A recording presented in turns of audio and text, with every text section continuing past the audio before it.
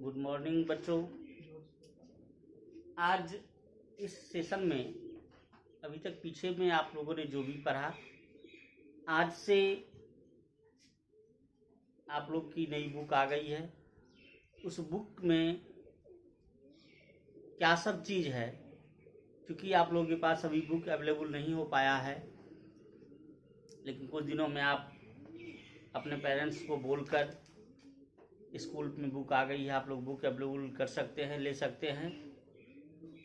लेकिन जब तक बुक आपके पास अवेलेबल नहीं हो पाया है, मैं उसी बुक से चैप्टर फर्स्ट से आप लोगों को कुछ बताने जा रहा हूँ। बहुत अच्छी सी शुरुआत किए हैं लेखक महोदय ने। सबसे पहला चैप्टर दिए, मैं और मेरा देश। मैं और मेरा देश।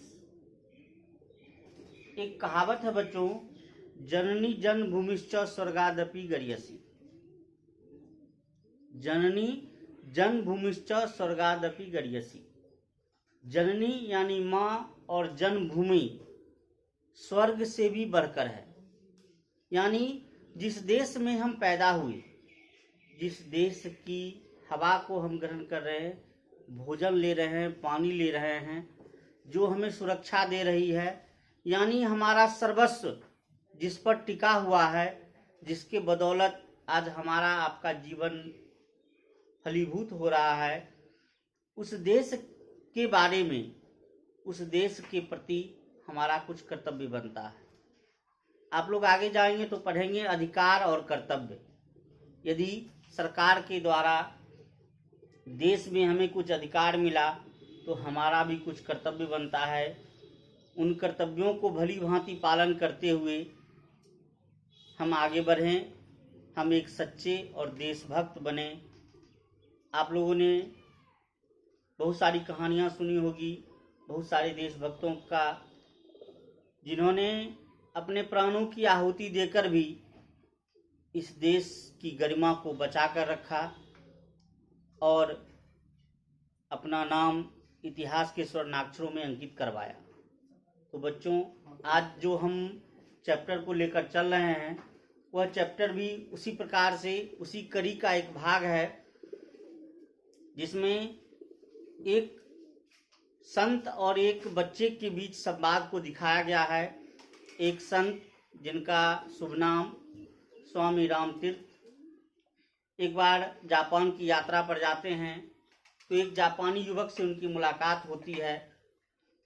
एक छोटा सा काम, एक बहुत ही सूक्ष्म सा काम करता है वह बालक, और उस छोटे से काम से उसकी देशभक्ति हमें देखने को मिलती है।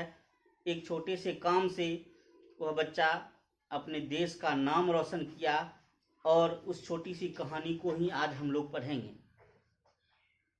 स्वामी रामतीर्थ एक बार जापान की यात्रा पर जाते हैं। उस समय उनका मुख्य भोजन फल हुआ करता था। तो जापान के एक छोटे से स्टेशन पर वो उतरते हैं, आसपास फल खोजते हैं, फल उन्हें नहीं मिलता है। तो अनायास उनके मुंह से निकल जाता है कि शायद जापान में अच्छे फल नहीं मिलते। स्टेशन पर ही खड़ा एक जापानी युवक इनकी बातों को सुन रहा था। सुन करके उसे बहुत बुरा लगा। वह स्टेशन से बाहर गया, कुछ दूर जा कर के बहुत सुंदर सुंदर सा फल एक टोकरी में भरकर लाया और स्वामी जी को भेंट किया। स्वामी जी ने सोचा कि शायद यह फल बेचने वाला है। स्वामी जी कुछ मूल्य उसको देना चाहते थे, लेकिन उस युवक ने उनसे मूल्य लेना अस्वीकार कर दिया। तब स्वामी जी के मन में आया कि आखिर क्या बात है, यह तो एक फल बेचने वाला है, हमको फल दे रहा है, लेकिन इसके बदले यह मूल्य नहीं ले रहा है। तो स्वामी जी ने उससे सवाल किया कि बच्चे, तुम मूल्य क्यों नहीं लेना चाहते हो? उस बच्चे ने कहा कि मैं कोई फल बेचने वाला नहीं हूँ, मैं एक आम नागरिक हूँ इस देश का। आपने बोला कि जापान में अच्छे फल नहीं मिलते, इसलिए मैंने आपको फल ला कर दिया। यदि आप हमें मूल्य देना ही चाहते हैं तो आप जहाँ कहीं भी जाएं, ये ना बताएं कि जापान में अच्छे फल नहीं मिलते। बच्चों, एक बहुत ही छोटी सी और मार्मिक घटना थी। जिसने स्वामी रामतीर्थ जैसे महान संत को भी झकझोर कर रख दिया। और इस बात की चर्चा, इस बात का चित्रण आज हम लोग इस बुक के माध्यम से करेंगे। और उसी जापान की ये घटना है। जापान में एक युवक था जो एक पुस्तकालय में पढ़ने के लिए जाता है और एक पुस्तक को लेकर के उसमें कुछ चित्र रखे हुए थे, जिस चित्र की उसने चोरी कर ली। जब पुस्तकालय के लोगों को इस बात की जानकारी मिली तो उस बच्चे को तो पुस्तकालय से निकाला ही गया, साथ ही साथ पुस्तकालय के सूचना पट पर इस बात की सूचित कर दी गई कि इस युवक के साथ साथ इस युवक के देश के जितने भी बच्चे हैं, कोई भी बच्चे इस पुस्तकालय में प्रवेश नहीं कर पाए, उनका आना बंद हो गया। तो सोचो बच्चों कि एक बालक जो जापान का रहने वाला था, एक सूक्ष्म सा काम किया, एक छोटा सा काम किया, काम करके अपने देश का मान बढ़ाया, गौरव बढ़ाया। उसी जापान में रहने वाला एक युवक जो किसी दूसरे देश का था, एक छोटी सी गलती की, कुछ पिक्चर्स को उसने बुक में से निकाल लिया, तो उस पुस्तकालय के जो प्रशासनिक लोग थे, उन लोगों ने उसके साथ साथ उसके देश के लोगों को भी आने से वर्जित कर दिया। यानी हमारा एक छोटा सा काम भी इस देश का मान बढ़ा सकता है और हमारी एक छोटी सी गलती हमारे देश की मान मर्यादा को धूमिल कर सकता है। तो बच्चों, अब मैं आपको इस कहानी का फिर से एक बार रीडिंग करके बता रहा हूँ कि आखिर क्या सब घटनाएं हुई। हमारे देश के महान संत स्वामी रामतीर्थ एक बार जापान गए। वे रेलगाड़ी में यात्रा कर रहे थे। एक दिन ऐसा हुआ कि उन्हें खाने को फल न मिला। उन दिनों फल ही उनका भोजन हुआ करता था। गाड़ी एक स्टेशन पर रुकी। वहाँ भी उन्होंने फलों की खोज की, किंतु पा न सके। उनके मुंह से निकला, जापान में शायद अच्छे फल नहीं मिले। यानी स्वामी रामतीर्थ जब जापान की यात्रा पर थे और एक रेलगाड़ी में सफ़र कर रहे थे, एक स्टेशन पर उतरने के बाद उन्हें फल खाने की इच्छा हुई। फल को खोजा लेकिन फल उन्हें न मिला। तो अकस्मात अचानक उनके मन से, उनके मुख से एक शब्द निकल गया कि जापान में शायद अच्छे फल नहीं मिलते। अब आगे है, एक जापानी युवक प्लेटफॉर्म पर खड़ा था। उसने ये शब्द सुन लिए। सुनते ही वह भागा और कहीं दूर से एक टोकरी ताजे फल ले आया।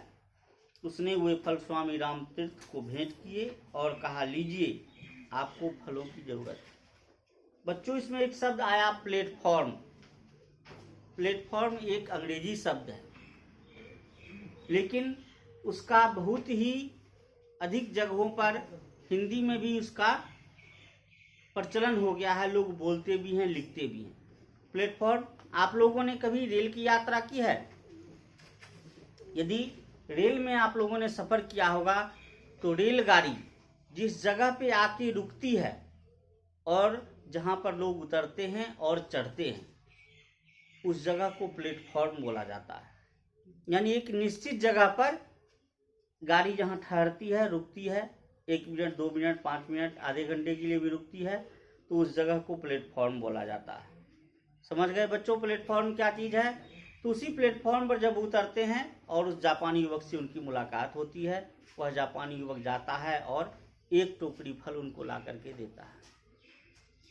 बच्चों, हमें उस बच्चे से सीख लेनी चाहिए कि हम कुछ ऐसा कर जाएं, कि हमारा भी नाम इस बुक के पन्नों में, साथ ही साथ भारतीय इतिहास, क्योंकि हम सभी भारत के नागरिक हैं, हम भारत माँ की गोद में पले बढ़े और आज भी उन्हीं की देन है कि हम लोग आज अपना जीवन यापन कर रहे हैं। तो हम लोग भी कुछ ऐसा कर जाएं कि हमारा भी नाम इतिहास के स्वर्णाक्षरों में अंकित हो। बच्चों, आप लोगों ने सुभाष चंद्र बोस, वीर भगत सिंह, चंद्रशेखर आज़ाद, महात्मा गांधी, चाचा नेहरू इत्यादि बहुत सारे देशभक्तों की जीवनी आपको पढ़ने को मिलेगी। आगे जाने के बाद आपको पढ़ने को मिलेगा। या जब आप घर जाते हैं तो जो आपके बड़े बुजुर्ग होंगे घर में, उनसे आप उनके बारे में जानकारी ले सकते हैं कि उन्होंने क्या क्या किया। वे लोग अपना सर्वस्व, अपना सब कुछ, तन मन धन इस देश की सेवा में लगा दिए। हमारा देश गुलाम था और अपना सर्वस्व त्याग कर, यहाँ तक कि अपने प्राणों की आहुति भी इस स्वतंत्रता रूपी यज्ञ में दान कर दी, अपने प्राणों की आहुति लगा दी।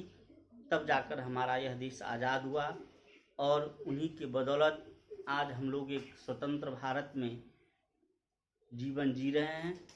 तो बच्चों, इसमें बुक में बहुत सारी बात है, आप लोगों के पास बहुत जल्द बुक अवेलेबल हो जाएगा और उस बुक को लेकर के आप लोग इसको पढ़ेंगे। बहुत ही रोचक कहानियाँ इसमें दी गई है। यह कहानी भी हमें अपने देश के बारे में बताना है कि हम लोग भी, हमारे अंदर भी वो जज्बा है, हमारे अंदर भी वो जोशो जुनून है जिसको करके हम लोग अपने देश का मान, अपने देश का गौरव बढ़ाएंगे। हम सभी लोग आज एक संकल्प लेंगे कि हम जीवन में कोई भी ऐसा काम नहीं करेंगे जिससे हमारे परिवार का, हमारे गांव समाज का, हमारे राज्य का, हमारे देश का कोई मान, कोई गौरव में कोई भी कमी आवे। हम सभी लोग इस बात का संकल्प लेंगे ताकि हम आगे चलकर हमारा भी नाम इतिहास में अंकित किया जाए और हमारा भी नाम बड़े आदर और सम्मान के साथ लिया जाए। बच्चों, इस चीज़ को मैं फिर आगे नेक्स्ट क्लास में आप लोगों को आगे की बात बताऊंगा और आप लोगों को मैंने जो भी बात बताई, आप लोग उस पर आत्मचिंतन करेंगे कि सर ने क्या बताया, उस चीज़ को अपने जीवन में उतारें। क्योंकि एक शिक्षक आपको हर हमेशा अच्छी बात बताएंगे, एक अच्छे नागरिक बनने की सोच देंगे। करना आपको है, आपको जो भी दिक्कत परेशानी आएगी उस चीज़ को सॉल्व करने के लिए आपके मार्गदर्शक के रूप में शिक्षक होते हैं। आपके माता पिता भी आपके शिक्षक हैं। आपके माता पिता भी आपको बताते हैं कि बच्चे इस ढंग से चलो, ऐसे करो या ये काम नहीं करना है। उनकी बातों का भी पालन करते हुए आप एक सफल और एक सभ्य नागरिक बन सकते हैं। इन्हीं शब्दों के साथ मैं आज के इस वर्ग को यहीं पर स्थगित करता हूँ। फिर अगले वर्ग में आप लोग इससे आगे की जानकारी दूंगा। धन्यवाद।